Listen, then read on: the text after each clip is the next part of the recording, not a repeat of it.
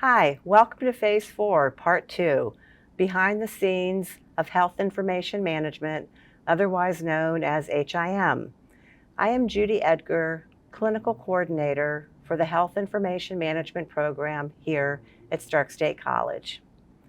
Since we work behind the scenes, we are sometimes the forgotten profession because we typically don't see the patient.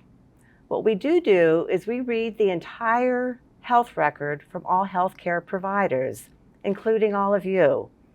We read the entire story about the patient.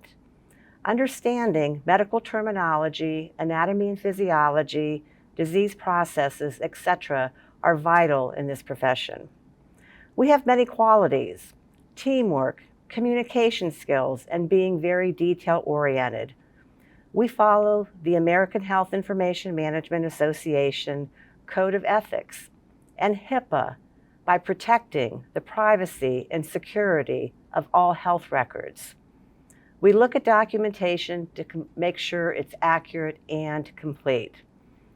The first thing I want to briefly talk about is when conducting a quantitative audit on the health record, we need to ensure all physician entries are signed and dated and all dictation is complete.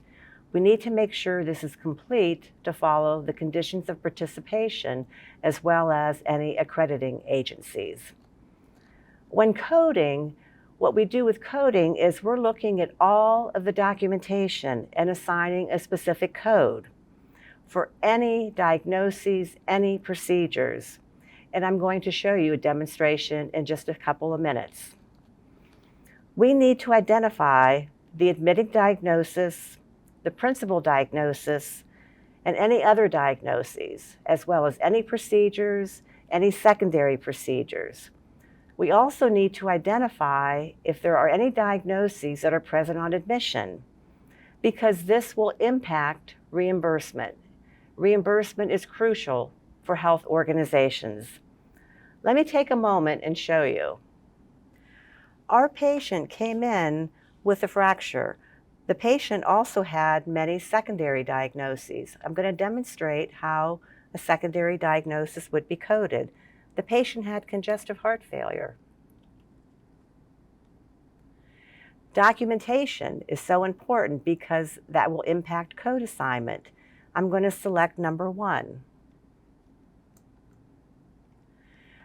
We have more questions that we need to look for documentation. I'm going to select number 1 again. Again, documentation. Was it acute? Was it a chronic? Or was it both? So you can see the documentation is imperative for correct code assignment. If necessary, we need to query the physician or talk with the physician if there are documentation discrepancies. We need to ensure the correct code assignment, again, for reimbursement and statistical purposes. Again, the HIM professional must be able to work as a team. We need to have excellent communication skills and be very detailed. So keep up your accurate documentation. We really appreciate that in HIM. Best wishes and success to all of you in your chosen careers.